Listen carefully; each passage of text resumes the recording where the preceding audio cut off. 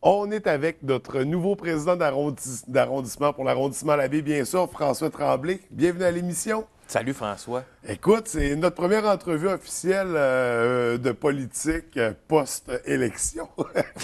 et, euh, et là, c'est ça, depuis, là, on a appris que tu as été élu aussi président d'arrondissement. Comment ça se déroule depuis la fin des élections, là, l'intégration, tout ça? L'intégration se fait vraiment très bien, autant au niveau du cabinet où j'ai été très bien accueilli, surtout aussi dans l'arrondissement avec qui je dois travailler avec Ouais. des professionnels. Toute l'équipe est fantastique. Gaëtan Bergeron, coach, Isabelle Richard est là. Je l'avais connu dans le temps de la CEPAC.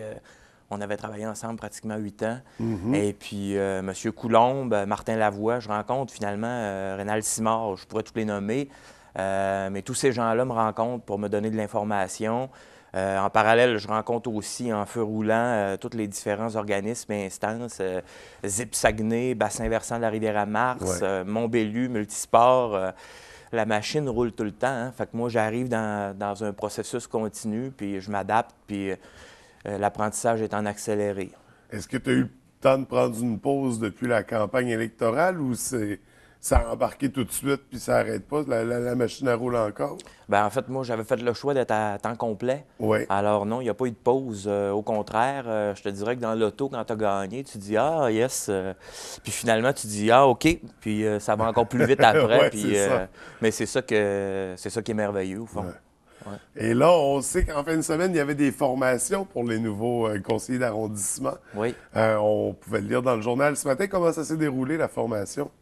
C'est une formation qui était très pertinente. Ça s'adressait effectivement aux nouveaux élus. Ça portait principalement sur l'éthique, sur finalement, quand on réalise que, puis je le disais à des journalistes, tu sais, il y a le militantisme engagé comme citoyen, puis là, tu as le militantisme que je vis comme élu. Oui. Alors, on a l'impression souvent qu'on a le réflexe de se camper, tu sais, d'un côté comme de l'autre. Alors que moi, de l'intérieur, je réalise que les gens qui sont là sont vraiment au service des gens, des payeurs de taxes. Et puis, il y a beaucoup de contraintes au niveau d'un appareil aussi lourd que celui de Saguenay, même dans l'arrondissement. Alors, je pense que ça me permet à moi, en tout cas, puis je le dis aujourd'hui, de réaliser que finalement, c'est vraiment une symbiose. Puis mon rôle à moi dans ça, c'est faire le pont entre l'appareil de gestion puis les citoyens. Ouais. Donc, l'intermédiaire entre les deux, parce que c'est ça aussi, tu es très accessible, les gens peuvent avoir accès à toi facilement. Oui. Mais je veux revenir, tu as mentionné que tu as choisi d'être élu, d'être à temps plein, de travailler à temps plein comme président d'arrondissement. Comment ça fonctionne? Parce que vous avez le choix d'y aller à temps partiel, à temps plein. Comment ça fonctionne exactement? Bien, écoute, pour ma part, c'était un choix personnel là, que j'ai fait avant même la campagne. Il y a un bureau pour le président d'arrondissement qui est là. Puis moi, j'ai décidé d'être en permanence au bureau. Alors, je peux rencontrer les citoyens toute la journée. Quoique j'ai beaucoup de rencontres à Oui, l'extérieur. oui, Je suis oui. en déplacement constant aussi. Mais fondamentalement, l'idée pour moi, c'était de me dire, il y a un coffre à outils, j'ai l'opportunité puis le privilège de pouvoir fouiller dedans, puis de sortir tout ce que je souhaite sortir. Puis il y a des limites de budget, forcément, là, Oui. ou sinon des limites de temps. Mais j'ai le goût d'amener l'arrondissement plus loin. C'est un engagement que j'ai pris. Et puis le fait d'être à temps complet me permet de pousser les dossiers plus loin, d'accompagner des gens plus loin aussi, puis d'essayer finalement de dépasser les limites. Donc, très présent, très disponible. Il faut Oui. quand même prendre rendez-vous pour te rencontrer. C'est ça, parce que comme tu l'as mentionné, tu peux être déjà en train de rencontrer des gens ou en train de circuler, d'aller les voir. Oui. Je veux savoir, là, on vient de reprendre le travail, on sait qu'il y a le budget qu'il faut déposer très bientôt. Comment ça va à ce niveau-là? Est-ce que c'est bien avancé? Écoute, présentement, c'est un peu au ralenti, quoique, tu sais, le triennal, c'est en continu, comme je te dis. Mais le maire est en train d'élaborer finalement la Ouais. stratégie de planification des budgets. On va savoir combien on dispose en arrondissement. Et puis, je peux t'assurer que autant toute l'équipe en place n'attend que de se pencher sur ce qu'on va pouvoir faire ensemble, parce qu'en campagne électorale, il y a des engagements Ouais. aussi. Et puis, il y a des projets super intéressants qui s'en viennent, autant la vitesse que je veux aborder, autant toute l'approche de dynamisation de la pyramide aussi. L'asphaltage aussi au niveau de la ruralité, c'est plusieurs projets comme ceux-là où on va devoir discuter ensemble pour chacun de nos districts pour travailler de façon équitable. Mais tout ça est sur la planche à dessin, là. Et puis ça ne nous empêche pas non plus, de toute manière, de rencontrer des citoyens pour régler des dossiers, des petites lacunes dans les quartiers de tous un chacun, là. Ça va être quoi les vraies priorités quand ça va commencer, tout ça, quand on va réouvrir les dossiers? Puis là, tu as mentionné la pyramide, l'asphaltage, mais est-ce que c'est les priorités, les premières choses à venir? Bien, en fait, je te dirais qu'avant de fixer les priorités, là, je pense que c'est important de définir une vision. Par exemple, tu vois, on dit qu'on a une population qui est vieillissante, Ouais. mais on a aussi les jeunes familles qui poussent, puis à qui on doit un certain respect face aux équipements.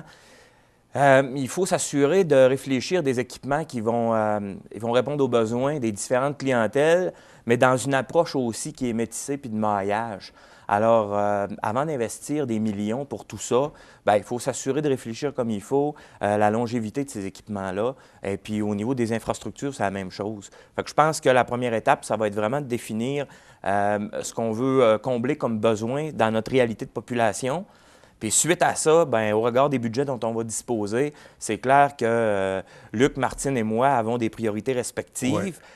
La réalité continue aussi a des réalités respectives. Puis tout ça étant continu, bien, il y a des imprévus qui arrivent dans ça. Alors, sur le papier, on va vraiment coucher les priorités par ordre d'importance. Et puis pour le reste, bien, on va essayer d'être flexible aussi. Et quand tu faisais la campagne, c'est ça, tu as mesuré le poids de ce que voulaient les électeurs, mais surtout pour le secteur Grande Bay. Là, maintenant, en tant que président d'arrondissement, tu dois être au courant un peu de ce qui se passe dans tout l'arrondissement, la baie. Justement, est-ce que tu as rencontré les autres conseillers pour te mettre à jour au niveau des besoins des autres districts? Je te dirais qu'au niveau des rencontres de travail entre nous trois, non, pas encore assez à mon goût, en tout cas. On est dans l'intégration beaucoup. Toi, étant donné que tu es le nouveau, Oui. tu as les formations, on comprend cet aspect-là. À l'heure où on se parle, je te dirais que c'est un feu roulant. J'ai même pas encore eu le loisir de rencontrer tous les membres de l'équipe de l'arrondissement parce que souvent, j'arrive le matin avec Gaëtan, on va s'asseoir, on va parler de différents dossiers. On va partir sur la route pour rencontrer des citoyens. Il y a des téléphones, il y a des rendez-vous, il y a des rencontres. Alors, on a un conseil d'arrondissement plus élargi, le 2. Puis je pense que le 3, on a le conseil d'arrondissement pour la baie aussi, back-to-back. Alors, c'est là qu'on va commencer définitivement à avoir des rencontres de travail plus concrètes là, sur des dossiers puis sur des priorités qu'on a à aborder. Puis au travers de tout ça, de ton travail de président d'arrondissement puis de conseiller aussi, tu as tes engagements, il y a Intégration, entre autres, Oui. dont on s'est rencontrés en entrevue justement pour présenter un événement à venir à qui tu donnes beaucoup de temps. Est-ce qu'il y a d'autres implications comme ça qui n'ont rien à voir avec l'arrondissement? Je te dirais en fait qu'Intégration, c'est un fait. Il y a toujours des billets qui sont à vendre. Oui. On rencontre les médias. On essaie aussi de rencontrer le milieu des affaires, les entreprises à qui on lance un message, de vouloir peut-être redémarrer l'année en beauté puis de nous dire, nous, on va réunir toute notre équipe, on prend des billets pour toute notre équipe, puis venez-vous-en. Mais il y a aussi, je te dirais, le Mont-Bellu qui est en pré-vente, je crois, en fin de semaine pour les passes de saison. On a une montagne qui est magnifique avec des points de vue fabuleux. Je pense que pour ceux qui n'ont pas eu le temps de le faire ou qui ont le goût d'investir dans nos équipements à nous, pour que ça grandisse et que ça évolue, c'est le temps de le faire. Et d'ailleurs, il y a des beaux investissements à venir au Mont-Bellu pour changer la face de notre centre de ski. Le chalet, des nouvelles pistes spécialisées dans le snowcross. Oui. À moins que si je me trompe pas, mais c'est ça, il y a des gros montants qui vont être investis prochainement. Écoute, en fait, on a rencontré la semaine dernière les gens qui sont du conseil d'administration.